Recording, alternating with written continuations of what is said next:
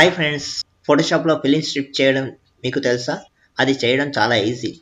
Rectangle tool pick చేసుకొని ఖాళీ ప్లేస్లో క్లిక్ చేస్తే దీనికి సంబంధించిన విండో వస్తుంది. అందులో 500 pixels width, 1620 pixels height type చేసి ఓకే చేసుకుంటే వెంటనే రెక్టాంగిల్ డ్రా అవుతుంది. రెక్టాంగిల్ ఆప్షన్స్లో సబ్ట్రాక్ట్ ఫ్రంట్ షేప్ ఆప్షన్ని సెలెక్ట్ చేసుకొని క్లిక్ చేసి వచ్చిన విండోలో 280 pixels width, 380 pixels height set చేసి ఓకే చేస్తే ఇప్పుడు డ్రా అయ్యే రెక్టాంగిల్ మొదటి షేప్ నుంచి కట్ అవుతుంది. ఇదిగో ఇలా. ఈ షేప్ని మొదటి షేప్కి పైన కొంచెంగా గ్యాప్ ఇస్తూ హారిజాంటల్గా సెంటర్లో సెట్ చేసుకోవాలి. Alt and Shift keys hold చేసి క్లిక్ చేసి క్రిందికి లాగితే కాపీ వస్తుంది. ఇలా క్రింది వరకు 3 కాపీలు చేసుకోవాలి. వీటి మధ్య సమానంగా గ్యాప్ ఉండేట్లు చూసుకోవాలి.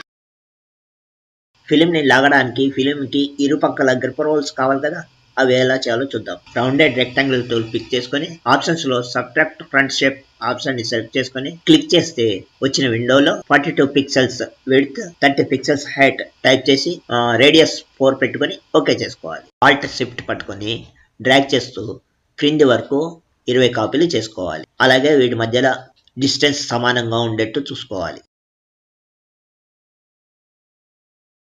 ఇప్పుడు వీటన్నిటిని రైట్ సైడ్ కి కాపీ చేసుకోవాలి. That's it, film strip ready.